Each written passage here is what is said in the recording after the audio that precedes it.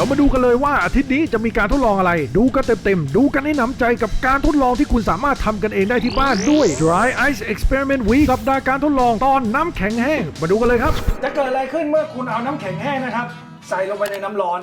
เอานะ1 2 3โอ้โห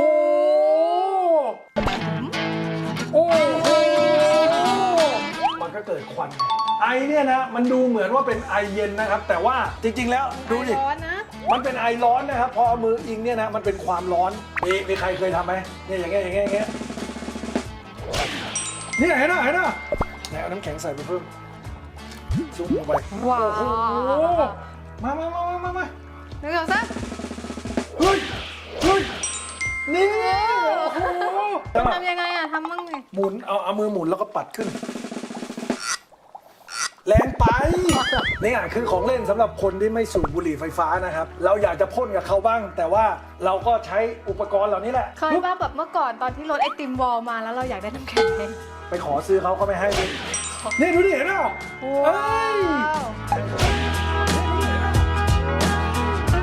น้ำมันตอนนี้มันเริ่มไม่ร้อนแล้วนะเอานิ้วจุ่มได้นะครับแต่ว่ามันก็ไม่ได้เย็นนะน้ำมันแบบว่าใส่ลงไปเอาน้ำแข็งเพิ่มได้ไหมใส่ไปเลยโอ้โหดูภาพดิมันดูสวยมากเลยอะ A few inches later ถ้าเกิดว่าเราเอาฟองสบู่มานะครับดูนะดูดิมันกลายเป็นแบบว่าเป็นฟองออกมาเห็นเปล่ามันเหมือนบิงซูเลยอ่ะดูดิเห็นเปล่ามันเป็นฟองแล้วนี่นะครับผมใช้เส้นไหมพรมนะโอเคเอานะ1 2 3ชึบเอามันไม่ได้แล้วอ่ะฟองมันลงไปโดนน้ำแล้วอ่ะไอเนี้ยครั้งที่แล้วเราเรียนรู้ว่าชามมันเล็กมันต้องชามก้นลึกๆหน่อยโอเคดูนะน้ำมันน้อยไปปะน้ำมันเริ่มน้อยแล้วอ่ะมาลองดู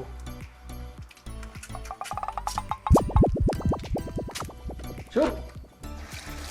ดูนะมันแบบมันชาขึ้นมาแล้วอุ้ยมันแตกแล้วอ่ะ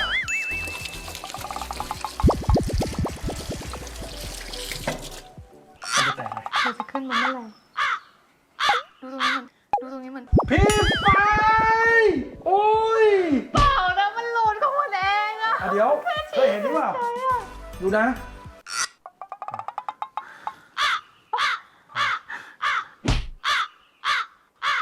โอ้ยทำไงให้มันเป็นฟองไฟทำไมเราไม่ใช้หลอดอะจ๊ะทำไมไม่ใช้หลอดอ่ะเป่าแล้วปล่อยเอ้ยมันโดนขอบเอาเป่าไหมเอ้ยเนี่ยดูดิเห็นเปล่ามันลอยได้เห็นเปล่ากล้องมองเห็นไหมเอ้ยดูดิมันลอยเลยอ่ะไหนลองเล่นบ้างเอ้ย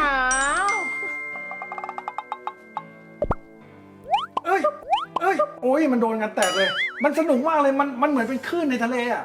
และไอ้ที่น่าสนใจไปกว่านั้นคืออะไรรู้ไหมไอตรงนี้เนี่ยนะจะเกิดอะไรขึ้น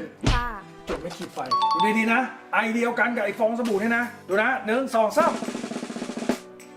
เอ้ยดับเลยอ่ะเอาใหม่ดูนะนี่นะถ้าถือนิ่งๆเฉยๆอย่างนี้มันก็ติดธรรมดานะครับเห็นไหม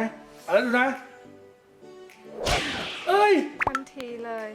ดูนะเดี๋ยวหาว่าไม่ขีดเราเล็กเอา2 อันเลยนะดูนะครับเนี่ยดับเลยพี่ไฟลองบ้างเดี๋ยวหาว่าโกงดูนะนั่นมันดับแบบดับเลยอ่ะเอาแบบจุดปุ๊บเอาลงไปเลยนะดูดิมันแบบว่ามันดับไปเลยไม่ได้เกิดเลยเฮ้ยเดี๋ยวก่อนดูดิผมไม่รู้ว่ากล้องมันจะพอจับได้หรือเปล่านะหายใจแรงไม่ได้แต่ตอนเนี้ยถ้ามองดูนะในเนี้ยมันเหมือนเป็นน้ำอ่ะดูดิเห็นป่ะ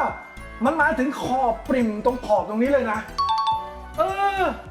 ทำการทดลองให้ดูแล้วเนี่ยช่วยใครกดติดตามหน่อยแล้วกันนะกดย่างวันนี้มีแค่นี้เอาไปดูการทดลองหน้าดีกว่าไปแล้วบ๊ายบายค่ะ